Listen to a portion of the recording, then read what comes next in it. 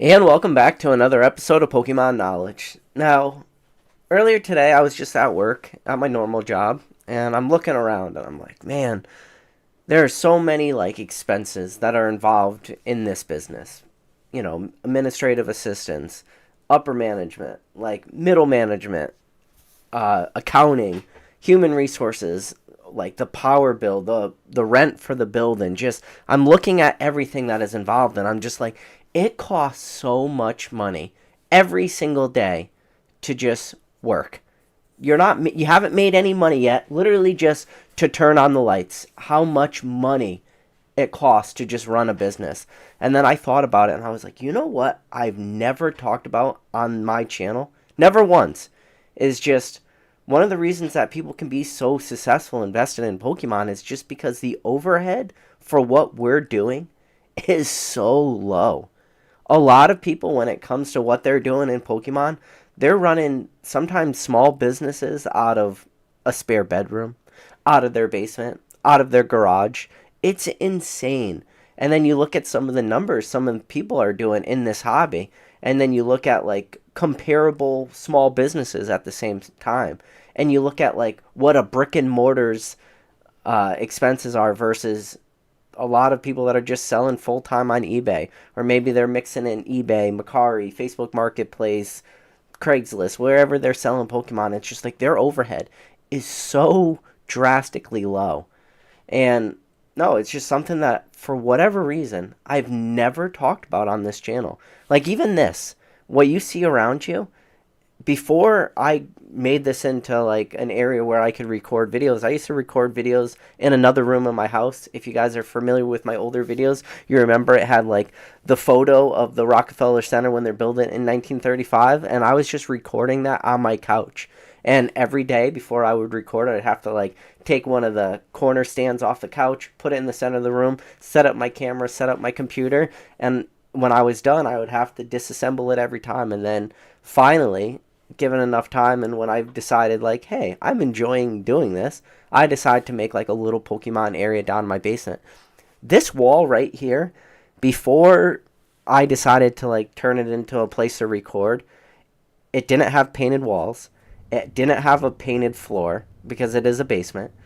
It was just cardboard boxes were literally lined up along that wall, stacked to the ceiling, and that was what I used to store my Pokemon stuff in. And people had asked me in the past, they're like, PK, can you make collection videos and stuff? And the reason I told them was, it's not fun because it's hard to go through cardboard boxes and stuff. And because I decided to get a little bit more serious with it, I cleaned it up, made it look nice, actually organized.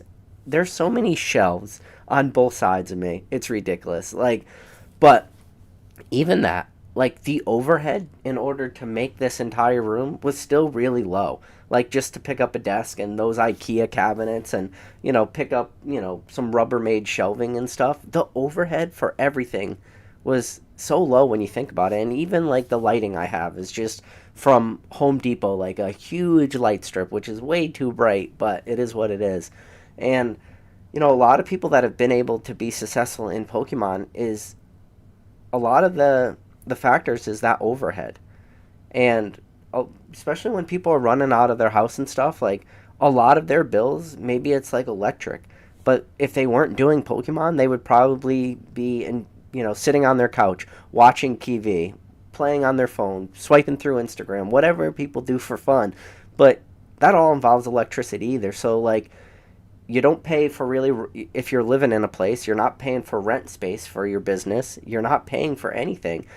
I mean, you're probably going to store your Pokemon cards anyways, so you have no storage fees. The overhead expenses in this hobby are so drastically small because, in a way, we're just surrounded by our collection 24/7, and in a way, we live with it, so it's just part of our normal living expenses. And it's something that I thought back on, and I said, you know what? I never one time in all my channel's history, in all the videos I've ever made, I've never just talked about overhead expenses. And probably one of the reasons why is because overhead expenses are so low. Now, if you're going to talk outside of your overhead and you're going to talk about some of the other factors, when you start to have a pretty decent sized collection, especially when you have a decent sized collection of sealed product, shout out to Cool Trainer Ryan. If you've been watching any of his videos recently, he's kind of been going through like little tours of where he stores his product. Then you start running out of room. And, CTR ran into that issue a long time ago where he ran out of room because, anytime you pick up sealed product, given enough time, given enough acquisition of this product, you will eventually run out of room. Like, you could probably on a shelf have a bunch of booster boxes, probably like hundreds of booster boxes you could line up on like one of these Rubbermaid shelves to the side of me. But when you start talking about like big boxes with collection boxes, or UPCs are only four to a box, and you start to add up all this stuff, and then you start to, or you just have boxes of tins, usually like 6 tins per box from distribution. So you start to add up all those, they start to pile up really, really fast. So then you start to run out of room. So then you might have some overhead costs there where you have to, get storage or something like that. But that might be on the high end. I think a lot of people end up just moving into certain other areas of the hobby, and one of the other areas of the hobby is probably just raw cards or graded cards. Because when you start to talk about how much room does raw cards take up, you can have a couple 5-row boxes and you could have 100,000, Pokemon cards, like easy. Just stack up a couple 5-row boxes. Shout out to Mason from Cardinal Gaming. On the last live I had when Mason joined, if you didn't get a chance to watch that video, I recommend going back and watching that. But through like the zoom filters, he was able to change up his background. One of them was Rudy's background with all the booster boxes, but another background he used was just his store, his back room, which just has literally millions of Pokemon cards in 5-row boxes. And when you start to think of like how much room that takes up, it's not that much when you start to consider like just the space the actual physical cards take up. But sorry Earth, one of the great quotes from Mr. Z&G Emporium, James. And if you guys don't know, if you guys have been sending cards to James, just write a little note in there, let him know I sent you. But he's another one of those guys that created a business which he's starting to find out what overhead actually looks like, what overhead actually feels like, because one of the things James has to do now is James has had the hired employees. Most people in this hobby, and especially most people watching this video, is they're just in a way like sole proprietorships. They don't have other employees, or if they do have other employees, quote unquote, they're kind of in a way like subcontracting out those employees, the same way as people send cards to James for a consignment service. In a way, when James has your cards, he acts as your employee. He's still technically getting paid. Now, the consigning route is a little different, or it's a same way as a lot of people used to take advantage of TCG Player, whether it's TCG Direct. A lot of people look at that as like having employees. And again, going back to my last live with Mason from Cardinal Game, and he talks about TCG Player as, it's such a vital part of his business that, he might be lucky to keep the doors open for 3 to 4 months if TCG Player Direct were to go like the way of the dodo, and he would to lose access to that. And one of those reasons is because he would just have to hire so many people to just do what TCG Player Direct is doing. And if you guys don't know what TCG Player Direct is all that is they'll sell cards on your behalf, but they might not actually have those cards of yours physically in their possession. They might be just selling through their inventory. So let's say in a hypothetical situation, TCG Player Direct sells 100 cards that you have listed. You'll then go through your 100 cards, stack them in a pile, send them to TCG Player to more or less replenish their supply. Or then you had like the Evo programs that people had, where the Evo program was where people would just send a ton of product right to TCG Player, and then TCG Player would store all that product, would package it, and that was really helpful for people like Dan Catchmall Collectibles, who used to use the Evo program through was it TCG Player? Yeah, TCG Player Evo. And they would do all like the packaging and stuff. So he would have an employee through them and just have to pay him a little bit of money, but his overhead cost in order to sell product through TCG Player was zero. He had no overhead cost. And it's the same thing with like the way a lot of us interact with this hobby is selling stuff through eBay. Like, we store our product. We just have a couple bubble mailers, maybe some cardboard, maybe some, zero bubble millers, however you decide to sell your slabs. And then, me personally, I cut up big cardboard boxes and make rows for cards. And I've showed them on my channel before, but like, this is how I store my cards, just in big boxes. This is a box that I created myself. It's like a little Kikes box that one of my son's slides came in. So I just cut up the box and I create it into that. And in fact, like, oh, now it's getting heavy. But like, I just have like, these are like two of them. And then so this entire rack next to me is just full of boxes like this. And then some of them are smaller. So like this box, it just says Pikachu on it. And it's just so easy, like, to store cards. Like, I don't know how many cards are in each one of those boxes. They're pretty long. But, like, the overhead expenditure for that rack, that's a, whatever, $60 rack or something, and just has all these cards on it. Like, the overhead expense for that, it's so easy. And then eBay, like, what is the overhead and the time involved? The time is, like, one of the big overhead expenses just in business or in this hobby is what you value your time at. But, it's funny when people talk about, like, time that's involved in this hobby. And time is one of those things that I've talked about on this channel more than anything else. Is time is a very valuable resource. And if anything, time is not a renewable resource. Like, every day that goes by, every second, every minute, every hour of every day, like, you're getting closer to just meeting your maker, to the end of days. And time is something that you never get back, but how you spend your time is very important. And a lot of people spend their time just in a way, like, wasting away and doing things that are maybe meaningless, watching movies, watching TV, swiping through Instagram, watching reels and stuff. And while that's fine for people, and the crazy thing is, a lot of people think about laying on the couch, unwinding at the end of the day, watching a movie. They think about that, after and everything I'm talking about is after you put your kids to bed, because I always value my time with my kids as priority number one. But, my kids are young. My oldest is 2.5, so he's in bed by 10 p.m.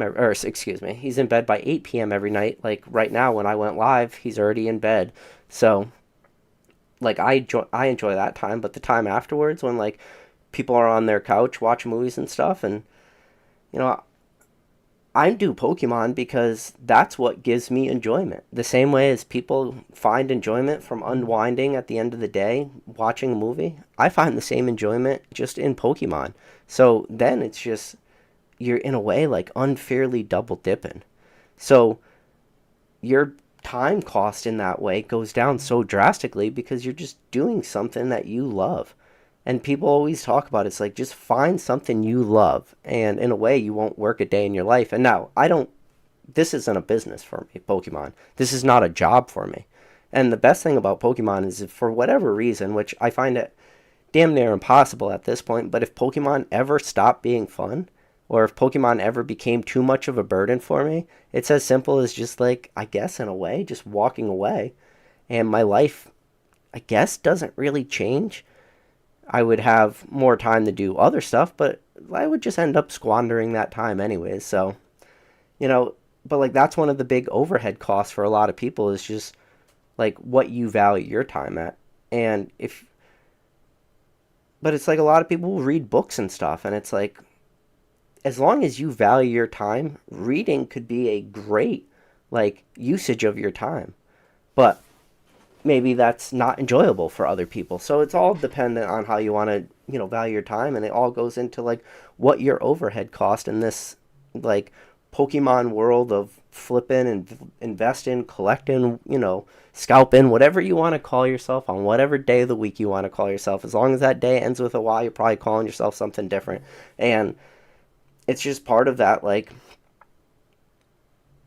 I don't know, it's just that overhead. It's so low in this hobby. And I think it's something that a lot of people, like, take for granted in a way. And I have a lot of friends that own, like, their own personal businesses. And I look at, like, what their little small businesses what their expenses are, what their overhead is, they have to have like crazy business insurances. They have to have like all these company vehicles. They have to have warehouses. They have to have storage facilities. They have to have offices. They have to have like little HR departments, whether they're having HR themselves or they're having like third party out their insurance premiums for their employees and stuff, and like trying to, it's just insane before they make any money. And then I look at like what Pokemon is for a lot of people, and for a lot of people it's just homemade long row cardboard boxes and a couple of like these Rubbermaid racks, and some people have computers. And the most important overhead purchase you will ever make, and I promise if you are sitting there watching this video and you do not have a thermal label printer, I promise you are doing it very wrong. You never, and I swear, you should not be handwriting out like shipping labels. And you definitely at this point, and if you're watching videos like this, you should not be printing out your eBay shipping labels and then using like masking tape to, tape it to a bubble mailer or a box or something. You definitely, and I mean this from the bottom of my heart, you definitely need a thermal label printer. Like if there's one purchase above all others in this hobby, one that will be literally life changing for you, your life will never be the same after you purchase one, it is a label printer. It is just hands down like the best overhead investment you will ever make. But the thing about even label printers, you get them in like the labels come in rows of 1,000, and depending on how much you're really selling through, like sure, if you're a big business, you might be able to go through a couple thousand labels a year. But for the average person who's just doing this as a part-time thing, 1,000, 2,000 labels is probably enough to like get you through an entire year worth of labels. So just overhead is so low. And then, the thing is about this hobby too is, finding a point where you're just sourcing everything in bulk. Card saver ones when it comes to grading. You could go on Cardboard Gold right now. I want to say Cardboard Gold still has sales going on right now. I think I ended up sourcing my last 2,000 card savers at 6 cents a piece. When it comes to penny sleeves, you can get penny sleeves from Cardboard Gold too. I think I priced them out as half a cent a piece. So you got, a penny sleeve is half a cent. Your card saver one is 6 cents. So in order to ship a card for like the actual supplies of the card protection to send it to PSA, that puts you at 6.5 cents per card. And then when you factor in shipping to and factor in shipping from, assuming you're sending cards at bulk, assuming you're sending like 100 card submissions or maybe even 50 card submissions, you're probably looking, let's just say you do a small flat rate box with 100 cards in it or 50 cards in it, you're looking at $8.50 there, another $30 back because PSA is always way more expensive to send it back to you. But you start to look at cost to ship cards to and ship cards from, like overhead for that stuff. When you start to factor in $15 for grading, and then what you're going to sell probably a lot of those cards for, assuming you're selling stuff that is still liquid, stuff that will still hold a margin, like overhead is just so freaking low. It's wild when you think about it. And it's one of those things in this hobby that we just really take for like granted, I guess you can say. Like I don't think people really stop to think like how cheap, like interacting with the overhead is. Because I think the problem is when people start to look at like things that are not part of overhead, like cost to acquire a lot of this stuff. When you start to look at acquisition costs for a lot of this product, then, dollar amounts can start adding up really, really fast. But, inventory is not the same as overhead. Overhead is just what it costs to like keep the lights on and stuff like this. Acquiring product and stuff like that is a lot different, but, that goes back to just your ability to source product too. And it goes back to that time aspect of overhead. Like, what do you value your time? If you're willing to spend the time and really find the good deals, you can. For a little while in this hobby, trying to source cards, especially trying to source raw cards, things that were really worth it to grade and flip onto the market and do that play.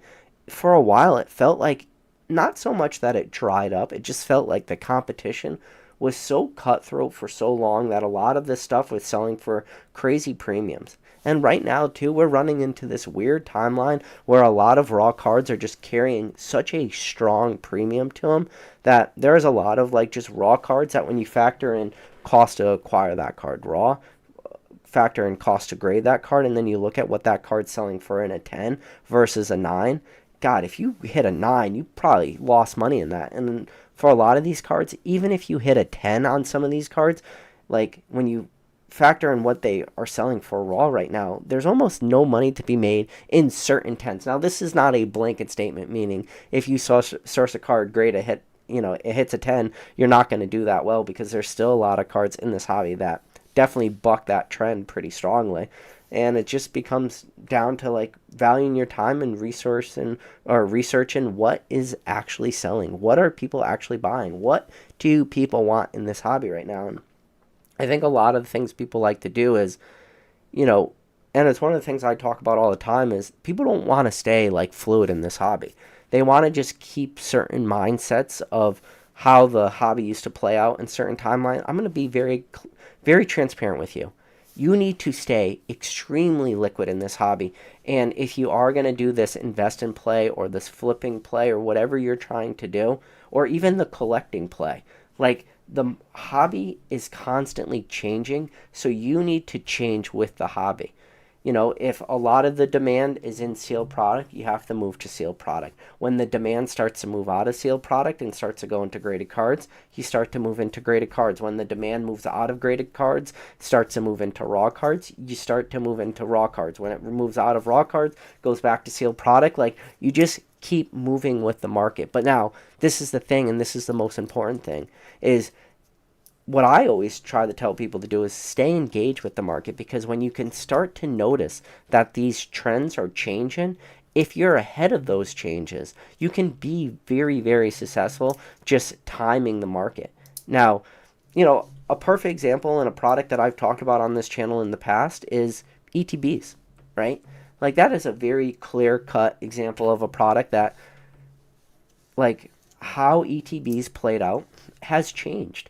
And what I mean by that is when you go back to like your really, really early ETBs with the beautiful Lugia artwork with Plasma Storm, or you look at the ones from Plasma Blast and you look at those like real early ETBs, they all have strong premiums to them. And then going out of black and white, and then you look at pretty much any single XY series ETB, especially one of the ETBs that I think is like one of the most beautiful, is probably like Phantom Forces with the Gengar on it. The same way as now we're coming in with the Paldean Fates, and it has that beautiful purple color to those ETBs. Obviously, it's got one of my personal fan favorite Pokemon with the Mimikyu, but I love those ETBs because I love the purple in it. But I think the same way about XY when I think about Phantom Forces, and I think about those ETBs, like how absolutely beautiful they are.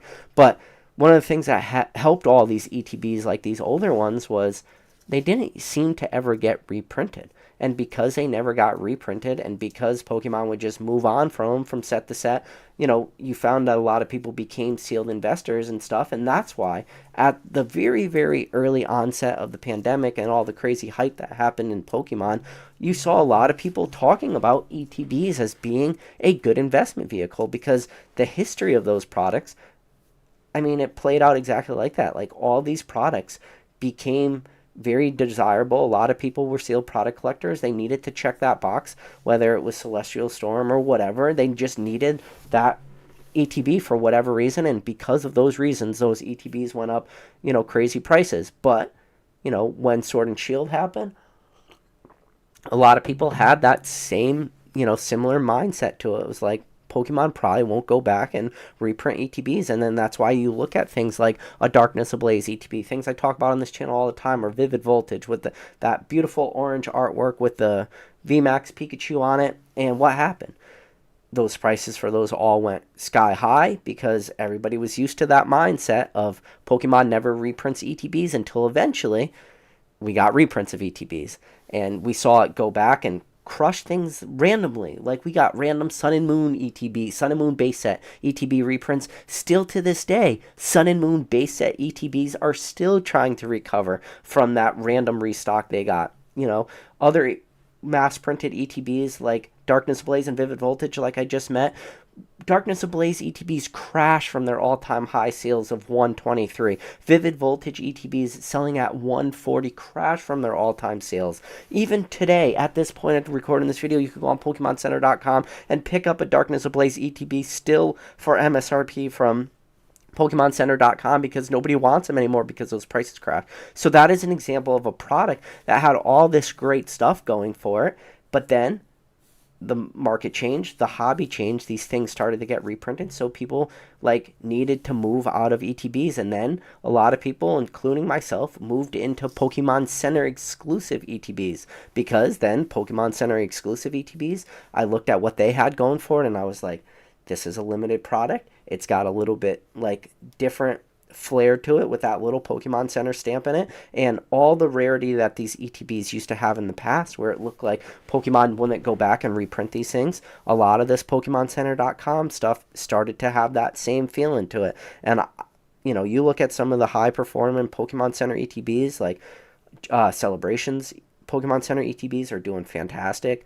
The obviously probably the ones that's doing the best are Evolutions, or not Evolutions, Evolving Skies, because Evolving Skies is just such a fan favorite set. But you know, one of the things those Evolving Skies ETBs had going for it was they were never really truly readily available on PokemonCenter.com, meaning whenever there was restocks of Evolutions Pokemon Center ETBs, they sold out damn near instantly. So everything that ETBs had going for it in their past, they had it going for it. It's again in, you know, for a product like that, but that's, and then till eventually PokemonCenter.com moved into these exclusive Pokemon Center stamp promos, and a lot of these seem to be relatively scarce and stuff. So it's just all about like moving with the market, all about adapting with the market and figuring out like what do people want and what is Pokemon doing. And everybody that was ahead of the curve on those, like a perfect example is, you know, when Darkness Ablaze ETBs got reprinted and Vivid Voltage ETBs got reprinted, I actually have videos way back when those reprints were announced, and I came on and I made a video saying, listen, these were just announced, and by announced I mean people were able to pick them up from distribution, meaning nobody had any of these were shipped to them yet. All people can do was to order these from distribution, meaning they were going to be available. But we knew way before anyone that those were now available at distribution. At that point, not a single one of those ETBs with the reprint had hit the market, and I made videos specifically saying to anyone, if you are holding on to any of these ETBs, you need to sell right now, today, and do whatever you have to do. I don't care if you like undercut the market, like those Pikachu ETBs from Vivid Voltage, which are selling for $140. I don't care if you got to fire sale them for $100 right now because you need to get out of these because they're not going to be rare, because we were starting to see like what was available at distribution, what people could order. And even then, if people were fluid enough in the hobby, they were paying attention to the news that was going on, or at least the releases or the way people were talking, they could have, even though maybe not sold those at the all-time high of 140, they could have got out of their positions at 100 because there were still purchases and sales going on, because not everybody is up to date with the most current, like in the now news of this hobby. But it's all about staying liquid. So like that's one of those products that I like to talk about all the time because I think it's so important. But all right, I know I went on a huge tangent, but yeah, that was my topic for today's video. I just wanted to do a little rant. I know there's some other people going live tonight, so I wanted to make sure I got my live out there early. So I'm gonna go live. I'm gonna try to see if the chat had any questions, and that was it. I just real quickly. I just want to talk about like how lucky we are, how low our overhead costs are. Now, you can always do like, and I guess probably the only person that ever talks about overhead cost more than anybody else is, you know, Dan Ketchum Collectibles, because he does the whole story of the Mexican fisherman, which just means that the Mexican fisherman, he's doing fine as a one-man operation till eventually he hires a bunch of people, and then even though he hires a bunch of people, he might be making a lot more money. His overhead is so much higher that he ends up losing out and making less money, even though like the amount of money he's bringing in, the amount of money he's paying out is so much more than he was planning on it. So I guess Dan does talk about like, in a way, being that Mexican fisherman, which I guess it's been a meme on his channel now. But, all right, real quick. Katie Lowen said, now, PK. Settle down. Okay, Katie. Appreciate you. Maxwell Gonzalez, good to see you. Number 1 mod in the game, Drew. Good to see you. Boondock Games, Snap 90. Mason Berry said, look at this guy with his furnished basement. Oh, yeah. Furnished with a bunch of shelves around me. The only chair in this basement is the one I'm sitting in. And like a little carpet that's about this big. Yeah, that big on the floor. Basic Trainer said, I wonder what people did in the 1700s, yeah. Terry Lake said, solar panels are the way to go. I had mine installed 8 years ago. One of the best investments I ever made. Basic Trainer said, somebody gift this man some slab monster boxes. I don't need slab monster boxes. I just make my own. A little bit of packing tape, a razor blade. I just cut up a box, make a nice little beautiful long box for these slabs.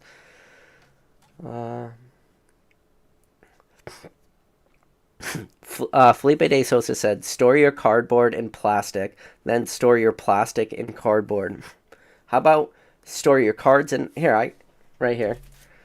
So this is, there's cardboard cards in here in a pack, and then I put the pack in a plastic bag. So there's store your cardboard in plastic inside of plastic. So yeah, there's always that. You can definitely use a lot of material. Sorry, Earth. Shout out to Sorry, Earth. Let's see. Basic Trainer said that's a cycle of life, Felipe. Yeah. I mean, I know it's already been beaten to death, not on just this channel, but a lot of channels in general. Like, the amount of waste that occurs in this hobby, just between, I know this thing, I talk about this all the time because it's just right off to the reach of me, but like, these little lunchbox tins, when you open them up, there's stickers in there.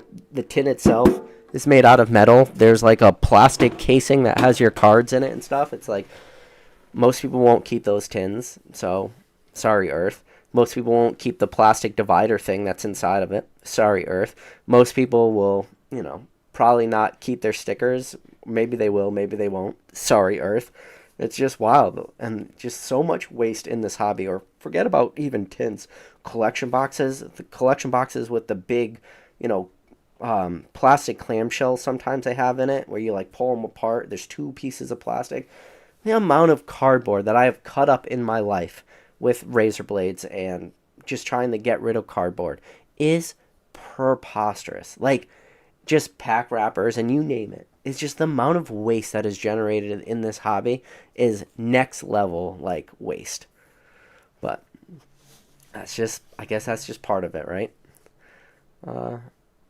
So Cashmere Fire said, my entire business setup is a desk and 2 shelving units. Yeah, there you go. That's pretty low overhead, and it's probably in your guest room or in your basement or in your whatever office that you already have. Chris Lopez says, what up, PK? Haven't had time to catch your lives. Miss hearing your rant. Always enjoy it. Well, Chris, I appreciate you hopping in. Legend of Luke said, that's me. I'm living in the Stone Age. Printing and taping his labels. Somebody talk some sense into my friend Luke and get this man a label printer ASAP. Professor Oak said, I send my submissions in empty Cheetos bag. Yeah. So shout out again, James from Z&G. When he was doing the submissions for Graded Gem, he said one of the submissions he received was like in a like Ziploc sandwich bag.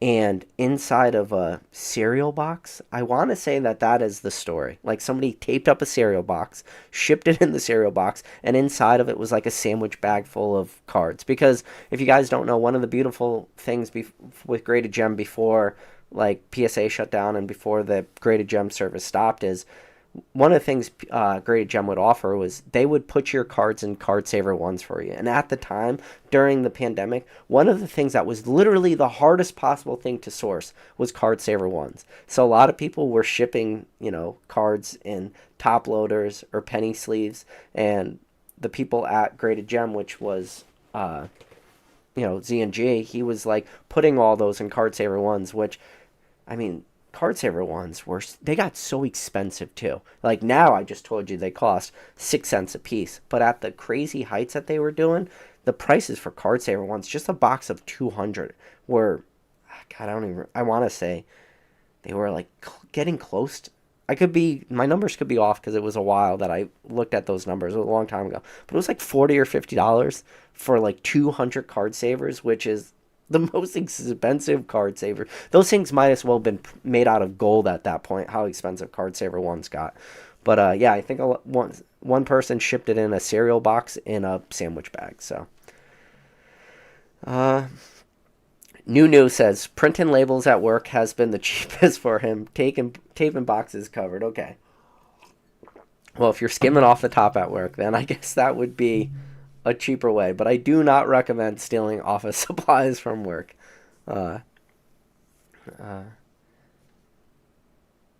Mr. Walrus, true 5% consignments available, said, "This is all cap. I've been hearing from PokeTubers we're not making money." Yeah. All right. I've seen a lot of people's eBay. There's pretty hard pressed to be losing money. Basic Trainer says, I use my work's employees to source cards for me, free labor. See, that's one thing, people are stealing shipping supplies from work and office supplies. That's another thing when Basic Trainer's just straight up stealing, like, employees' time. Love it, though.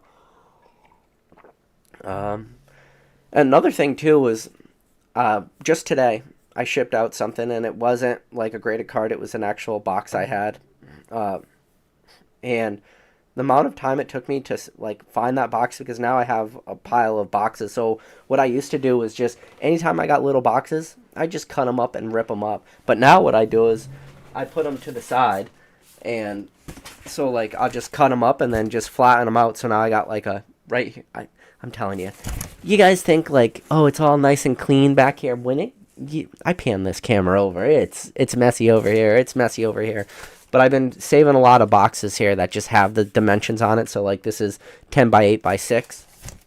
And any of the boxes that I'm now getting like from my personal things I'm buying in the mail, if they have those dimensions on, I just cut up the boxes and flatten them out. And then all you have to do is just put a new piece of tape in it. And then voila, you got a brand new box. Now, I also got, like all the just obvious like United States Postal Service flat rate boxes over there too. So all those, those don't really take up a lot of room too. They're just in a big pile. But that's the way I get around shipping boxes. Because sometimes it's just tough. Like, I'm going to tell you, if you got to ship something in a box, you will have every size box that you need except for the one size. Or the one most ideal size will be the one box that you do not have for whatever reason. Jimmy Blake said, saying the Basic Trainer, you need to get them packing mystery boxes, pure profit. Yeah. Felipe de Sosa said ETBs are cool because they're like a set time capsule in a way. Yeah. Alex P said, so what should we be investing now in terms of sealed? If you're going to do sealed product, if you're doing modern, any late Sun and Moon sets right now. Especially recently, there's been a lot of good deals on some of these late Sun and Moon sets. Sets I really like right now, Silver Tempest. Big fan of Silver Tempest. Lost Origin, big fan of Lost Origin. My favorite set, personally, the set that I've acquired the most product in, with the exception of Chill and Rain, was Brilliant Stars. The Brilliant Stars market really took a long time to rebound because it got hammered by reprints, but it makes sense. Brilliant Stars was a set that was, had a high likelihood of getting a reprint, but now I don't think Brilliant Stars is going to get any more reprints. I really, really like Brilliant Stars. My opinions on Brilliant Stars haven't changed. Now, there's the great performing sets like Evolving Skies and stuff, but, if you're not willing to drop $400+ for a booster box, like honestly, your timeline to pick up Evolving Skies might have already passed for you. So if you're just looking for, low prices, low entry points, I'd say probably, if I had to rank it, give you my top 3. It would go, Brilliant Stars would be number 1, Lost Origin number 2, Silver Tempest would be my number 3. And then, to be honest with you, you could switch Lost Origin with Silver Tempest if you wanted to. Astral Radiance 2 is a strong set. Astral Radiance got some really good cards in it. Astral Radiance, solid set. Same thing with Fusion Strike. Fusion Strike, solid set, big set. But I would say probably Astral would be my number 4. Fusion would be number 5. So, Brilliant number 1. Lost Origin number 2. Silver Tempest number 3. Astral would be number 4. And then Fusion Strike would be number 5. Those would be like the orders in which I would be purchasing sets, and depending on which one of those sets I purchase would just be like, what's the best deal I can get? What's the lowest possible price? And even today, I mean, I talk about it all the time, and I talk about it till I'm blue in the face, and it's a horse that I've now beaten to death I don't know how many times. But listen, if you're not following Pokemon TCG drops on Twitter, if you're looking for the lowest possible price, like, that's how you're going to find those super, super cheap booster boxes. And even for some of this Sword and Shield stuff, we're still seeing sub 120 booster boxes on occasion when certain websites are doing flash sales. And some of these flash sales can be strong. It can be like $40 less than current market prices and stuff. And for whatever reason, people are just trying to get rid of product. And, you know, even like your Safari Zones and stuff, all those companies are still doing like those random one-off fire sales, which they're just, especially if you have available capital and you can pick up like, you know, decent size purchases, whether it comes to cases of booster boxes or a couple of booster boxes, because at that point a lot of these websites offer free shipping and stuff, and you could really get your prices so low right now for some of this stuff. But I think that this timeline when it comes to Sword and Shield is not slowly, I think it's quickly coming to an end. I just think the problem is there's a lot of this stuff that exists, but the supply will eventually be eaten up, and then eventually, once all this stuff sub MSRP gets eaten up, then all the product available on PokemonCenter.com, eventually when those get eaten up, and then that's when the sky, like, really becomes, like, possible. Like, rocket ship type stuff. But you just need those two things to happen first. So you need all the stuff to get eaten up at distribution. Then you need it all to get eaten up on PokemonCenter.com at MSRP. And then, you know, you could strap a rocket to your back. The problem is when I start to look at stuff, when people ask questions, so what should we be investing in right now when it comes to Scarlet and Violet stuff? I just don't like Scarlet and Violet stuff right now because I think the market has changed the same way as I went on that rant about ETBs at the beginning of this video. The market has changed a little bit for booster boxes now. Now, the question is, when you talk about price entry points and stuff, are there a lot of really good opportunities at low entry points in Scarlet and Violet? Yes. Sub $80 booster boxes. Really, really good entry points. One of my videos that I'm most proud of on this channel is a video titled, As I Walk Through the Valley of the $79-$95 Booster Box, I Fear No Evil. And in that video, I made a video talking about when I acquired my big position in Chill and Rain because booster boxes hit $79.95 on eBay from P Football Pete. I met P Football Pete, the guy Scott, in person for the first time because of that, because I had to ask him, like, what's going on? Why are these products so cheap? And my thought process during that entire time was, oh my god, these are $80 booster boxes. Well, you want to know what another booster box that also dropped at the exact same time that I was super happy about picking up Chill and Rain at $80? Well, Evolving Skies booster boxes at the exact same day were selling for $95. So, even though dollar-wise I chose Chill and Rain, which was cheaper, I had my opportunity to, even though I would have paid more, picked up Evolving Skies on the same exact day, and I decided to go with Chill and Rain. Now, same thing with when I talk about Scarlet and Violet. Yes, you can pick up some Scarlet and Violet booster boxes right now for $80, but then if you got some of these other boxes that were maybe comparable, like in the same way that Evolving Skies was $95, well, maybe you got some of these Sword and Shield sets that you could pick up for, you know, 100, 110, 120. And then you say, well, it's 120. That's still $40 more than, you know, a Scarlet and Violet base.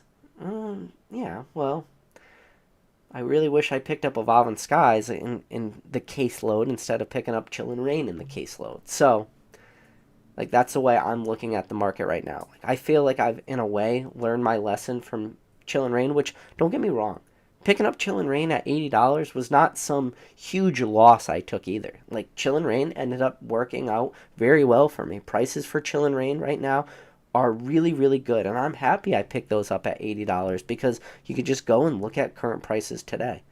But I really wish I picked up Evolving Skies at just $15 more at 95 because now look at Evolving Skies at 400 plus a booster box. So the same way as I learned my lesson from Chill and Rain and not buying Evolving Skies is the same way as I'm kind of looking at the market right now with a lot of these Scarlet and Violet products, knowing that a lot of these later Sword and Shield are still readily available at, pretty attractive pricing. So, I mean, I could be wrong.